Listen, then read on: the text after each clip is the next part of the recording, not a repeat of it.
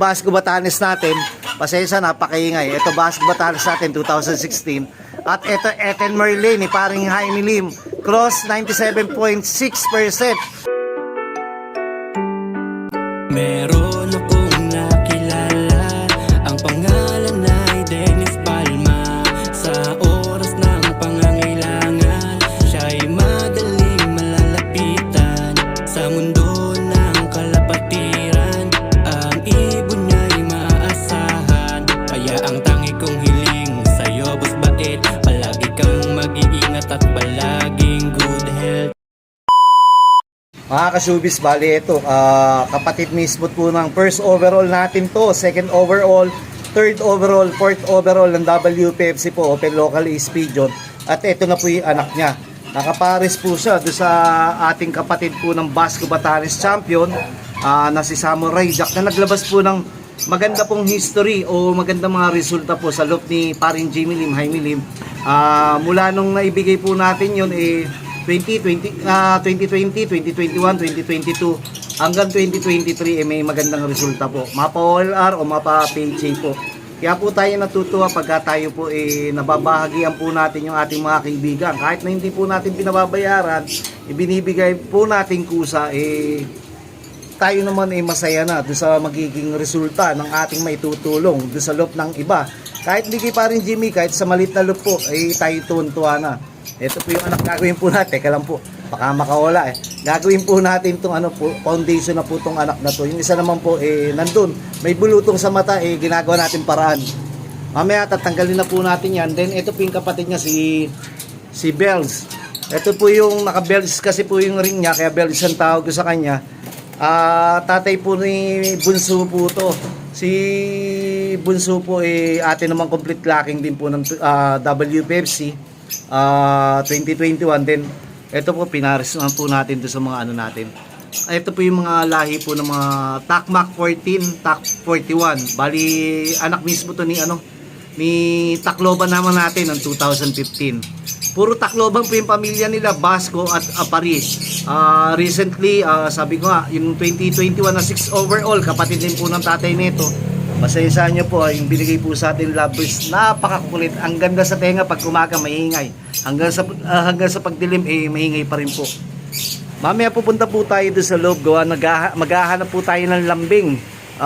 Ito pa po, meron pa po tayo. Ito, sa katuparan na po natin yung tinulungan natin bata po na may sakit.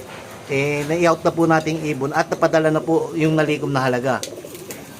Ito naman po ang kabila, bubuksan po natin. Ito Basco rin po to. Ang tatay nito, kapatid ng Basco po dito. Ang pinagkaiba lang po, yung mga kapatid nito, nag first, second overall at saka nasa top 10 during 2021 kila paring Raytan. Naglabas po to ng maraming overall. Yung kapatid po mismo nito, kasi ang tawag dito? Every lap nasa 1 and 2, minsan 1 to 10 nandun po sila. At ito naman po inbreed po natin ng Victory Lim po to. Mamaya lilipat na po tayo dahil medyo talaga po kailangan na rin po natin magmadali. Pupunta pala akong Santa Mesa. Dumating na po yung ating pang-BP. Naway yung pang-BP po, yung in-out po nating ibon, ibinili na po natin ng pang-BP. Nag-down lang po yung nakabili at ginawa po natin, bunuhan na po kagad natin para masakatuparan. Hintayin nyo po pag nag-live po ako, mamimigay po tayo ng lambing ni Bayet. Sige po. What's up mga kasubis? Eto mga kasubis, sobrang ingay. Pag ang manok natin maingay, ibig sabihin may ginawa po yan. Pwede po yan ng itlog. Kaya tinignan po kagad natin, umakyat po tayo. Ito po yung mga ibon natin dito. Napakaingay. Kita mo nagbibideo tayo sa kabila para sa pantulong natin. Ayaw tumigil Ang liit-liit ang ingay-ingay. Ito po, meron na po silang itlog dito. Sabi tayo po mahilig din po tayo sa manok dati nung bata pa po tayo. At sabay sa kalapate. Ito po yung Basco Batanes natin.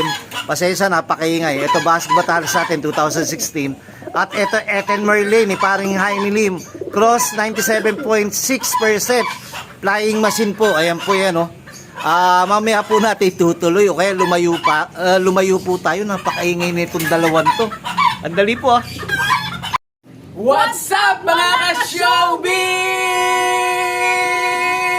Yun Salamat Eto mga kasubis, bali, etong pamilya na to, meron po tayong isang young bird. Yung una po nilang anak, nasa trending bird.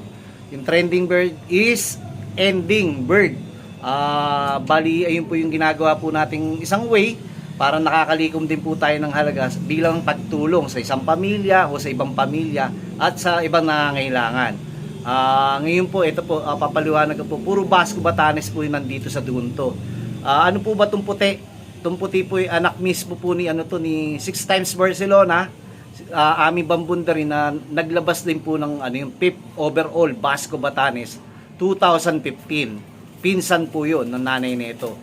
Then, ang tatay po nito, yung cross kay 6 times Barcelona, si 8th overall Super Cup po natin.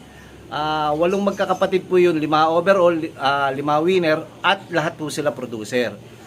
Yun naman po naglabas ng Basco Batanes 2016 at meron 2023 Basco Batanes din kila Tolome. At meron din pong solo ng hindi pala solo, bali champion ng Kalbayog po ng 2023 nila Pariritan, at naglabas din po ng 2021-2022 sa kanilang first overall, second overall po ang anak. Then meron din po kapatid yung kay Daddy Basco na bali anak ni Daddy Basco, naglabas din po ng ng Magnesmate, isang second overall, saka 8 overall ni Jake Taguro Paras. Ayan. Ito naman po kabila si kapatid mismo po to ni nung 5th overall po natin, 5th overall champion pala po natin ng Kalabanga 2023, Stitch Sakang po to, cross do sa po natin, tatlong mag-aama na sabay-sabay nilipad po, sabay-sabay po nilaban, at sabay-sabay din po nanalo MMFC ni Larry Larenas 2018. Bali kaya lang po natin binibideo yung anak po noon nasa trending bird. Ngayon po naghahanap din po ako dahil dumating na po yung gaya ng sinabi ko nga po, nag-out po tayo ng ibon, dumating na po yung yung ating pang-BP na ating pinabili. Sabi ko 5 hanggang 6 lang pang-BP bibili ni Bait at ating ipamamahagi doon sa mga laking pamilya na hanggat maaari hindi natin kilala, at doon sa yung matutulungan talaga natin, at doon sa walang-wala. Ang gagawin po natin ngayon, nakapabili na tayo. Sa isang araw, ibibideo na po natin. Mamaya pag uwi ko sa Santa Mesa, dala na po na aking kapatid bali magla-live na lang po tayo. Ito parang kailangan na rin pala natin i-renovate tong atin lupa. Parang na rin ito, matatanggal na yung mga plywood. Ito po, inaanay na. Kailangan na natin palitan ng bakal to. Bago po natin unahin yung pansarili po natin, meron po tayo ding lalambingin. Mga mahal natin sa buhay na tatakbo ngayong eleksyon. Mag-out po si Bait ng ibon. Ito po si Papa Pit. Pag nakakakita po tayo ng butterfly, sabi po ayun po yung daw mahal nyo sa buhay. Siyempre mahal na sa buhay ni Bait si Papa Pit, nasa langit na po yan. Kamusta po kayo pa? Ito pa rin po, pasensya nyo po, dire-diretso pa rin po pagtulong ko, hindi po tayo makaipon. Ito po, hahanap po ako dito. Puro mga bagong kasa po yung iba dito. Ito tinayuan, ililipat ko po yung itlog. Sa sobrang katanda na ni Victor Lim, Lolo Victor Lim. Ito po, hahanap na lang po ako dito kasi gusto kong sumuporta doon sa aking mga mahal sa buhay na tumatakbo dito ngayong darating na eleksyon. Ang akin po hindi man po ako nagsisilbi sa inyo, makatulong naman po ako sa magsisilbi sa inyo. Marami po sila, mga dugong bait yan, dugong palma. Ayan po. Basta hanap na lang po ako, saka po natin ituloy. Pag nakakita po ako, then okay, mag-post po ako kung ano yung ibon na pwede kong i-out. Then, yung pong malilikom nating halaga, isuporta po natin sa aking. May dalawa po akong kapatid na tumatakbo po na bilang, ang tawag dito, kagawad. Isa sa Quezon City, Doña Aurora, at isa sa Santa Mesa, sa Teresa, Barangay 591. Kaya po tayo po, gagawa po tayong pamamaraan.